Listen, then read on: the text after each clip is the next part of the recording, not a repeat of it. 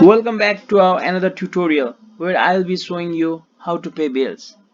So to pay bills, there are two options, either by clicking pay bills from the home button or by going to vendor and pay bills.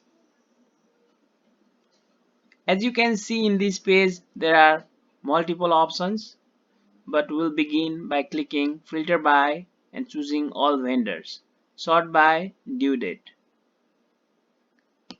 So we need to pay staples by tomorrow and day after tomorrow, as today is September 13th. So you're gonna pay whole amount 512.50, but for AVC and the invoice 230001 staples is due next week and next month, so we're gonna wait for it. But if we wanna pay now partially for next week, we can do that also. So I'll show you how to pay partially. So to pay partially, you're gonna change the amount. Let's say we are going to pay 199 out of 500. So we're gonna choose 199, and if you have any discount, you can click set discount or credit and apply it.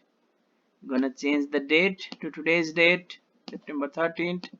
Method, there is two methods, check or credit card. So we're gonna choose check for now. Click to be printed and choose the bank account which you prefer to pay, Citibank, and click pay selected bills. So once you click pay selected bills, it will go from here to the print check button where you can print your checks.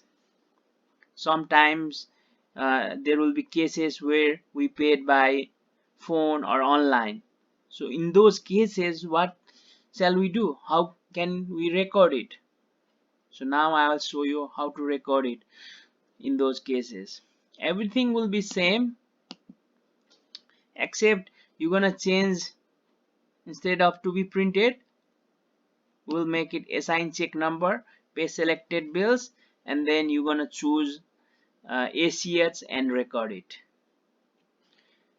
Thank you guys for watching this video. I'll see you on next video.